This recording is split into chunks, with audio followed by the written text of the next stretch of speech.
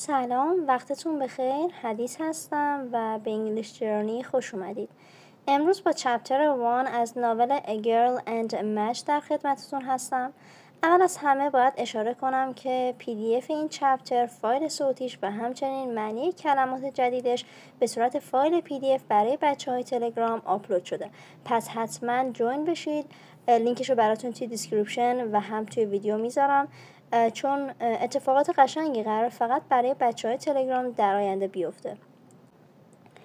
A girl and a match. یک دختر و یک چوب کبریت.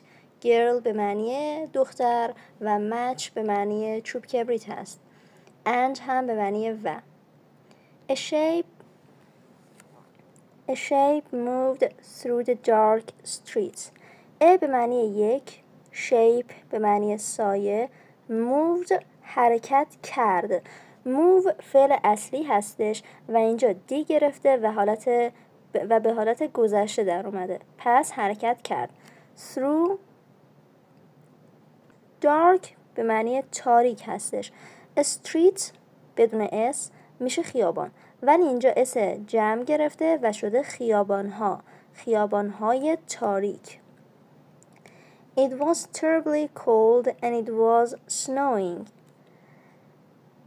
اونجا خیلی terribly به معنی خیلی و یا در واقع very هستش. بخوایم سینونیم بگیم میگیم very. cold سرد and it was snowing. was snowing فعل ماضی استمراری هستش و معنی اونجا داشت برف میبارید. So, it was terribly cold and it was snowing. اونجا خیلی سرد بود و داشت برف میبارید. The shape slowly came closer. سایه slowly به آرامی came حالت گذشته فعل کام هستش. پس معنیش میشه اومد. closer نزدیکتر. It was a little girl. اون a little کوچک دختر. اون یه دختر کوچیک بود. Her clothes were dirty and she had no shoes. Her clothes میشه لباسهای اون دختره که her صفت ملکی هستش و clothes که حالت جمع رو گرفته به خاطر این اس جمع میشه لباسها. were dirty کثیف بودن. dirty به معنی کثیف هستش. and she had no shoes و اون دختره had حالت گذشته فعل have هستش و پس معنیش میشه داشت و اینجا no اومده فعل had رو منفی کرده، پس میشه اون دختره کفش نداشت. shoes به معنی کفش ها هستش و ما shoes رو همیشه به حالت جمع میگیم چون ما 2 جفت کفش داریم. Some time ago she had slippers. یه مدت قبل ago به معنی قبل هستش. اون دختره had حالت گذشته فعل have هستش. slippers کفش های راحتی و چون کفش 2 جفت هستش ما slippers هم به حالت جمع میگیم و اس جمع بهش میدیم. Unfortunately she lost them. Unfortunately به معنای متاسفانه هستش. she اون دختره lost them. lost شکل گذشته فعل lose هستش و به معنی lose به معنی از دست دادن هستش، ولی چون lost حالت گذشته داره پس از دست داد. them به معنی آنها هستش و در واقع اینجا به کفش ها اشاره داره، به slippers ها اشاره داره، به کفش های راحتی. Her shoes were once her mother's. کفش های اون دختره her صفت ملکی برای مؤنث هستش و به دختر اشاره داره. Her shoes میشه کفش ها were once her mother's. یه زمانی برای مادرش بودن، برای مادر اون دختره بودن. این اسم مالکیت هستش که ما جلوتر توی کتاب تچستون باش آشنا بشیم. But they were so big.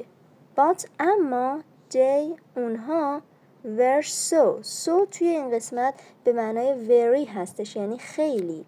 big بزرگ. One day when she was running across a street they fell off.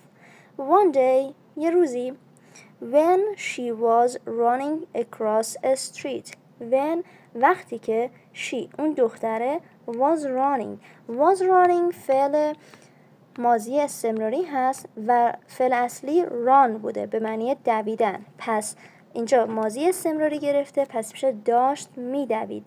across از میان یک street خیابان. قبلتر داشتیم این کلمه رو. they میشه اونها که اینجا به کفش ها اشاره داره. fell off حالت گذشته فعل fall off هستن و چون fall فعل بیقاعده هستش پس میشه fall fell fallen. fall حالت آینده، fell حالت گذشته و fallen off که جلوتر باش آشنا میشیم.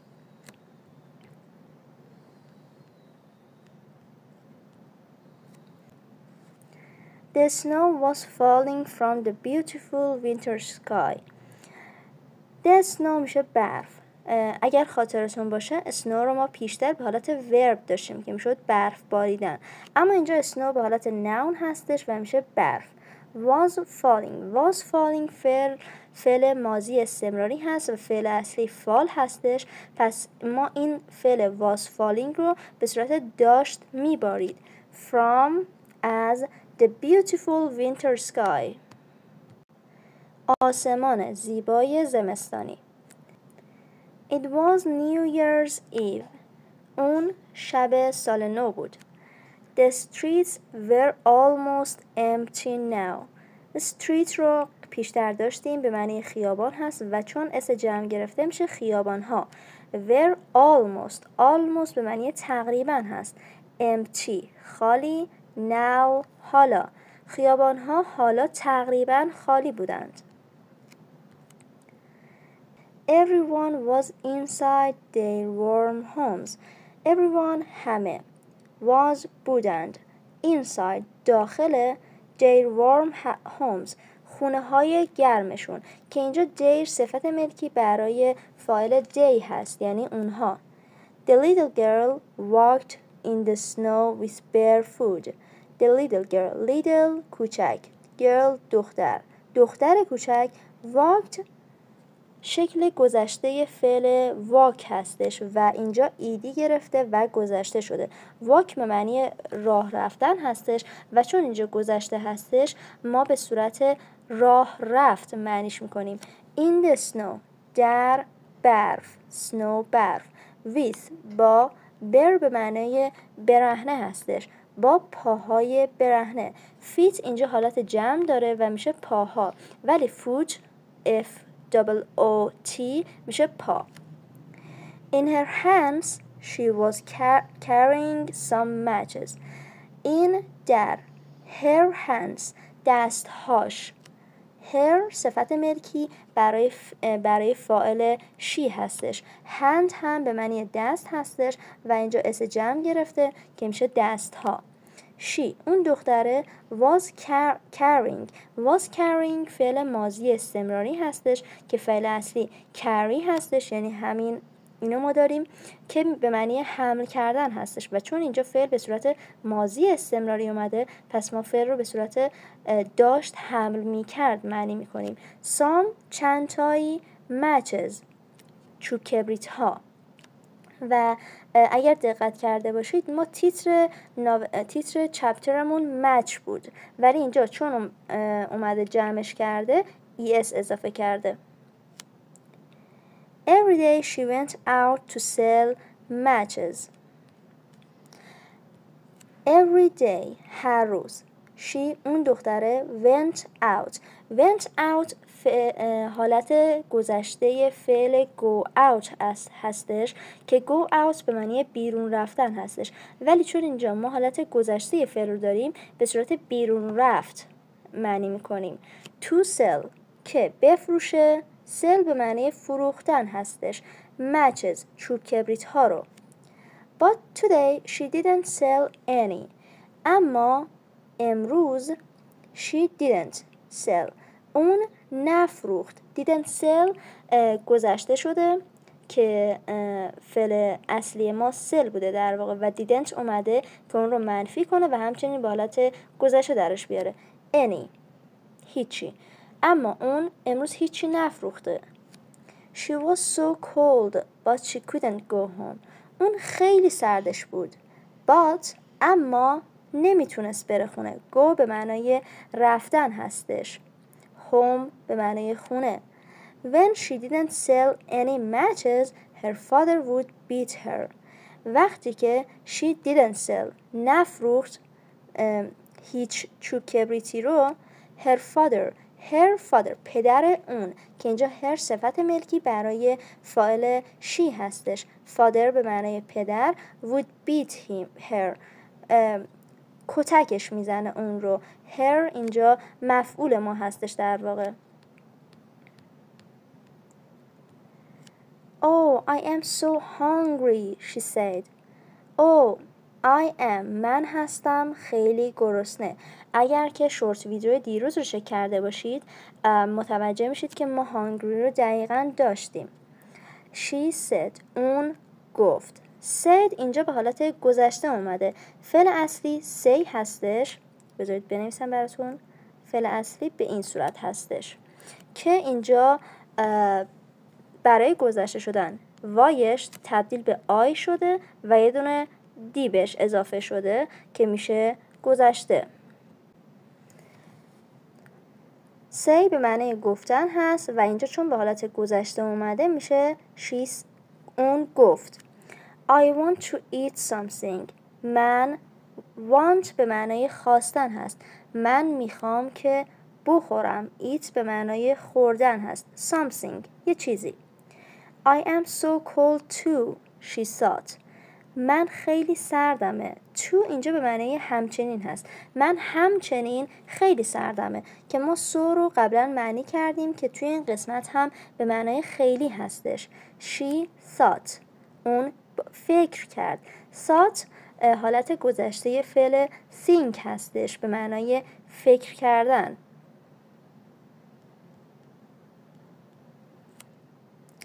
فعل اصلیمون هستش که به معنی فکر کردن هستش و چون اینجا فعل به صورت گذشته اومده ما به طور اون فکر کرد معنیش میکنیم.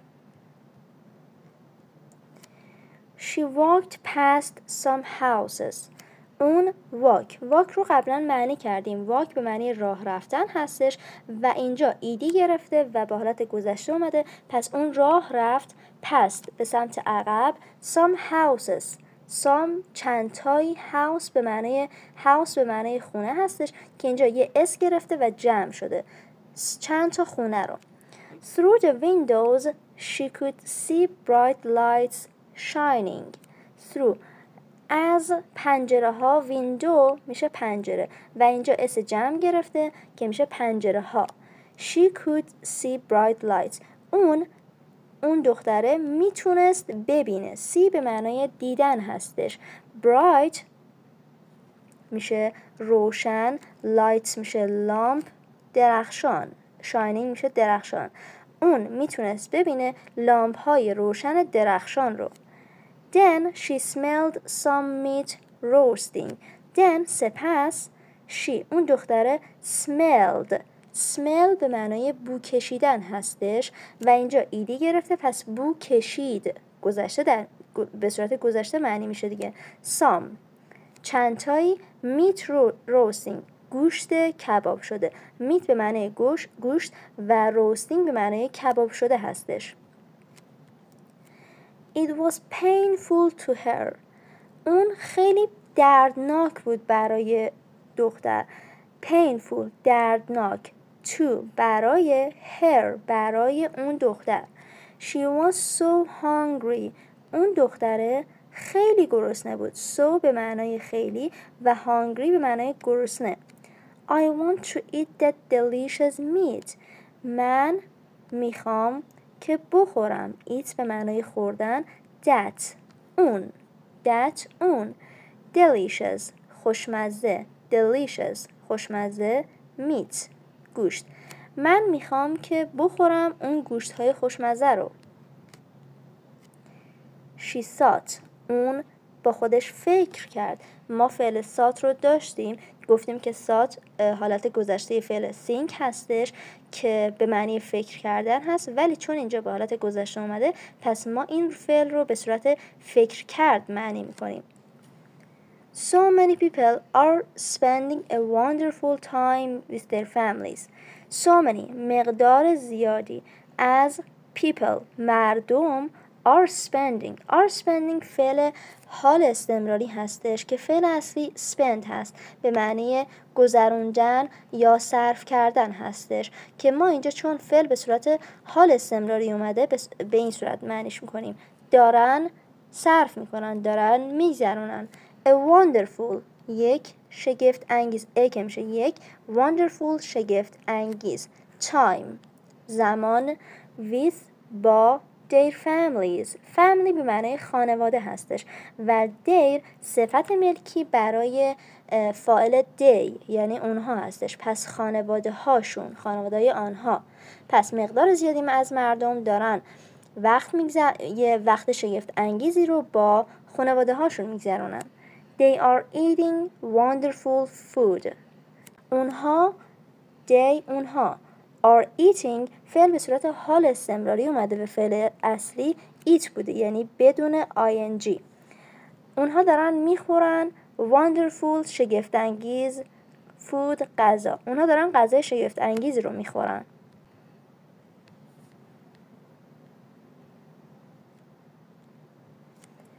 On this terrible day توی این روز وحشتناک terrible وحشتناک she found a corner and sat down. اون دختره found شکل گذشته فعل find هستش و فعل find به معنی پیدا کردن هست، ولی چون اینجا ما فعل رو به صورت گذشته داریم پس میشه پیدا کرد. یک corner گوشه and و sat down اینجا به صورت گذشته فعل sit down اومده یعنی به این صورت down رو به همون صورت می نویسیم که به معنای sit down به معنای نشستن هستش، ولی چون اینجا به صورت گذشته اومده پس میگیم نشست. اون یک گوشه رو پیدا کرد و نشست. She tried to warm herself. اون دختره tried حالت گذشته فعل try هستش که برای گذشته کردنش y تبدیل به I شده و ed گرفته. try به معنی تلاش کردن هستش، ولی چون اینجا حالت گذشتهش هستش پس اینطوری معنی میشه تلاش کرد. to warm herself. warm اینجا به صورت فعل اومده پس معنی گرم کردن رو میگیره. herself خودش رو. اون تلاش کرد که خودش رو گرم کنه. but she only became colder. اما اون دختره only به معنی فقط هست. became شکل گذشته فعل become هستش و become به معنی شدن هستش، اما چون اینجا فعل به صورت گذشته اومده پس اینطوری معنیش میکنیم شد. colder سردتر. her body was like ice. her body بدن اون دختره. her صفت ملکی برای فاعل she هستش و body به معنای بدن هستش. like شبیه. ice یخ. She rubbed her hands together. اون دختره rubbed شکل گذشته فعل rub هستش که به معنی مالیدن هست. her hands دستهاشو. her صفت ملکی برای فاعل she هستش.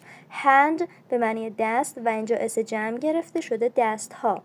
together به هم دیگه. to make them warm که اونها رو گرم کنه. to make them make به معنی ساختن هستش. make them اونها رو که اینجا به دستها اشاره داره warm که اونها رو گرم کنه. it was useless اون بیفایده بود.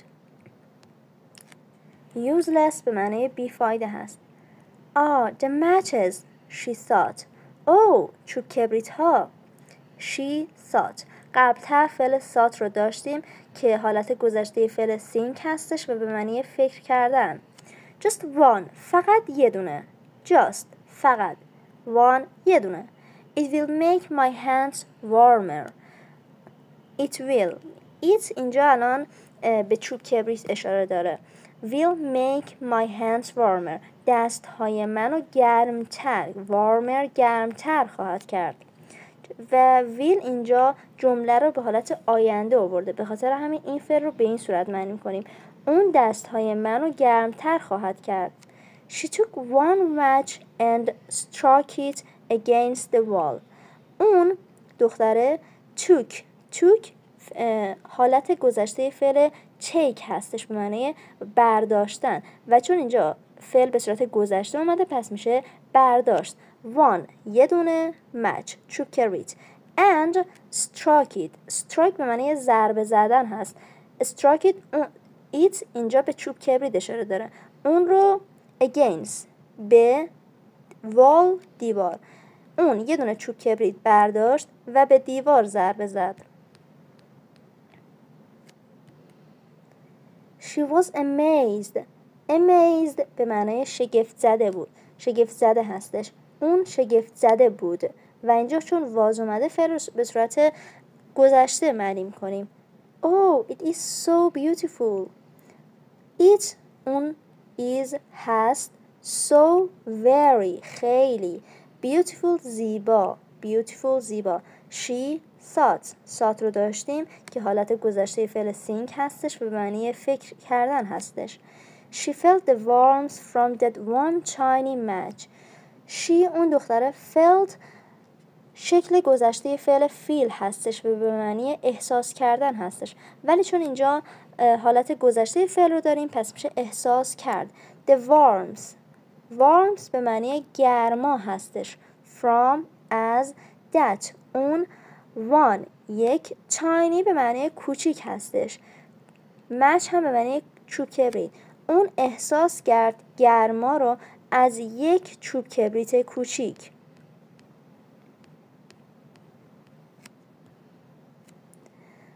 Suddenly everything became very strange Suddenly ناگهان everything همه چی became شد very خیلی strange عجیب The little girl was in a new place دختر کوچیک was بود in در یک new جدید place مکان There was a large stove in front of her There was اونجا وجود داشت a large یک stove میشه اجاق گاز یک اجاق گاز بزرگ large به معنی بزرگ هستش in front of her in front به معنی روبرو هستش her هم که به دختر اشاره داره What is this? این چیه؟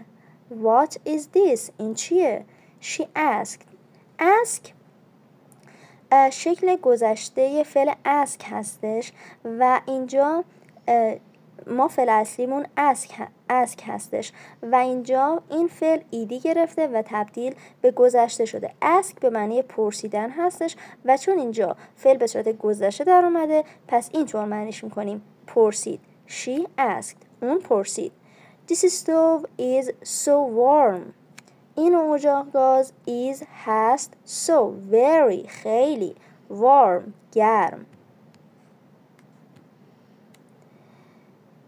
She felt the warmth from that wonderful stove اون دختره felt احساس کرد که ما این فعل رو قبل‌تر داشتیم که گفتیم که شکل گذشته فعل feel هستش و فیل هم به معنای احساس کردن هست ولی چون این فعل در اینجا به صورت گذشته اومده ما به این صورت معنیش میکنیم احساس کرد the warmth گرما from as that wonderful stove wonderful شگفت‌انگیز stove اجاق گاز that هم میشه اون پس اون گرما رو احساس کرد از اون اجاق گاز شگفت‌انگیز I want to stay here forever. من میخوام stay به معنی ماندن هست. Here اینجا forever برای همیشه. She put her hands closer to the stove. اون put به معنی گذاشتن هستش. her hands دستهاشو که گفتیم her صفت ملکی برای فاعل she هستش. hand به معنی دست و اینجا اس جمع گرفته که میشه دستها. closer نزدیکتر to the stove به stove اجاق گاز. in a flash everything was gone در یک لحظه everything همه چی was gone رفت. she looked at her hand اون نگاه کرد. look at به معنی نگاه کردن هستش و اینجا ایدی گرفته فعل look at و گذشته شده پس میشه نگاه کرد. her hand به دستش اینجا hand اس جمع نگرفته پس ما به صورت یک دست معنیش میکنیم نه دست ها. in her hand was the burnt match توی دستش in در her hand دستش was the burnt match burnt به معنی سوخته هستش و match به معنی چوب کبریت پس توی دستش چوب کبریت سوخته بود.